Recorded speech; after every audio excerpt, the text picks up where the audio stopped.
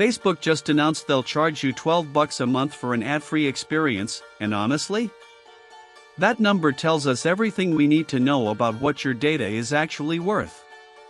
See, Meta isn't doing this out of the goodness of their heart, they've crunched the numbers and realized they can make more money this way. But here's what blew my mind, that $144 a year you'd pay? It's actually less than what advertisers have been paying for access to your data all along. Way less. I'm talking potentially hundreds of dollars more per user, per year. So in this video, we're breaking down 3 critical things.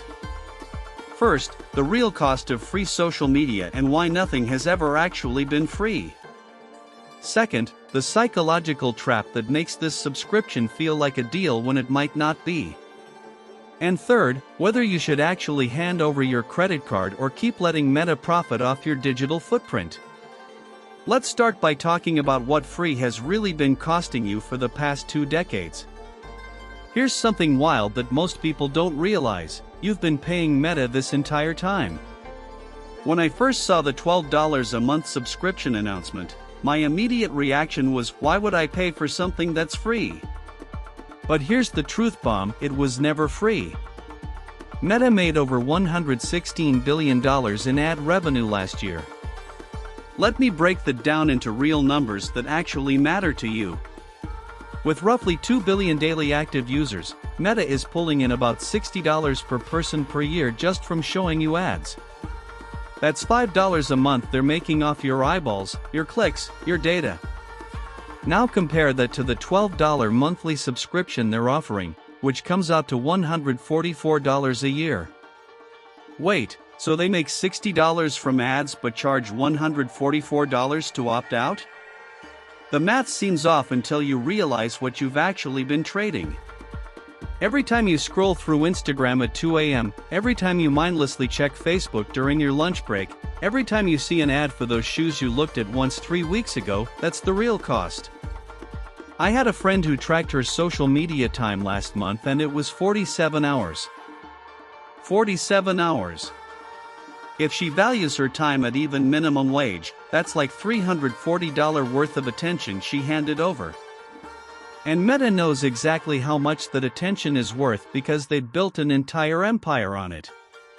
They've been selling your focus, your emotional responses, your purchasing behavior to the highest bidder. The free model isn't generous, it's genius business strategy.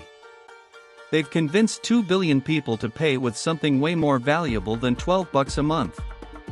But here's where it gets even more manipulative, and this is what really bothers me about the whole setup. Here's the thing nobody talks about: we're psychologically wired to see our data as worthless because we can't see it leaving our wallets. When you buy a coffee for $5, you feel that transaction. But when you scroll Instagram for an hour, that feels free. Except it's not. Let me break down the real math here. The average American our age spends about 2.5 hours per day on social media.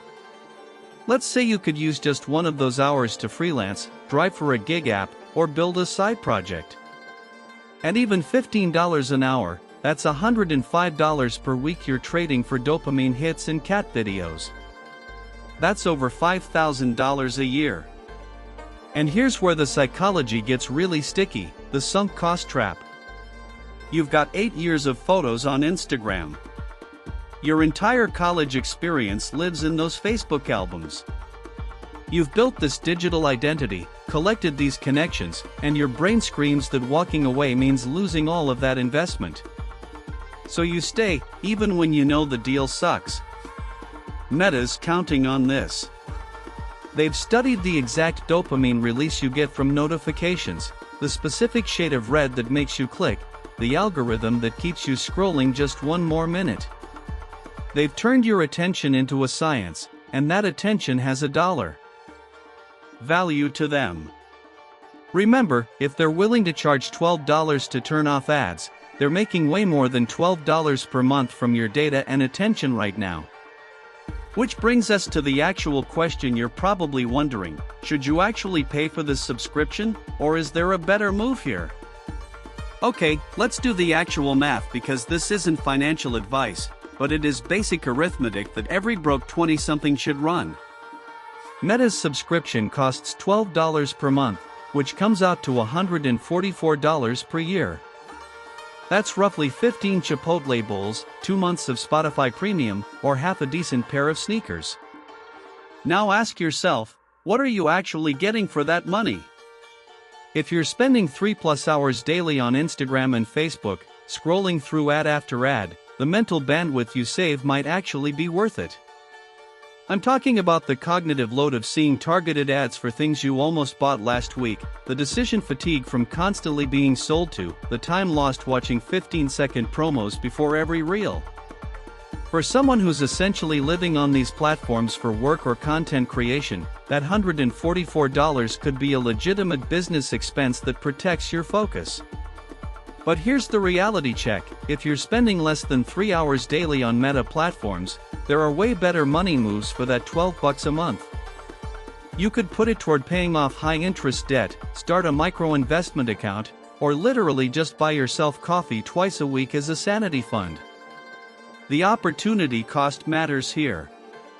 That same $144 annually, invested in an index fund over 10 years, could grow to around $250 assuming average market returns.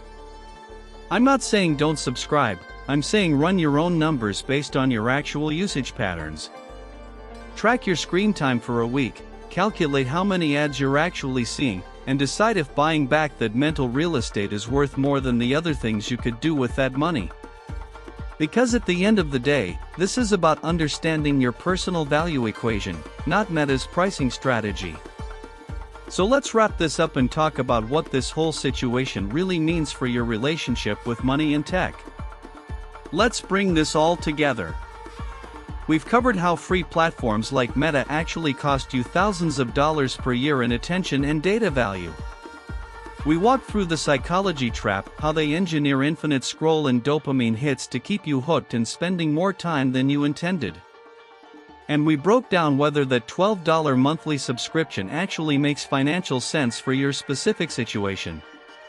Here's my challenge for you: track your social media time for the next 7 days. Use your phone's screen time feature. Then do the math, multiply those hours by what your time is worth, even if it's just $15 or $20 an hour.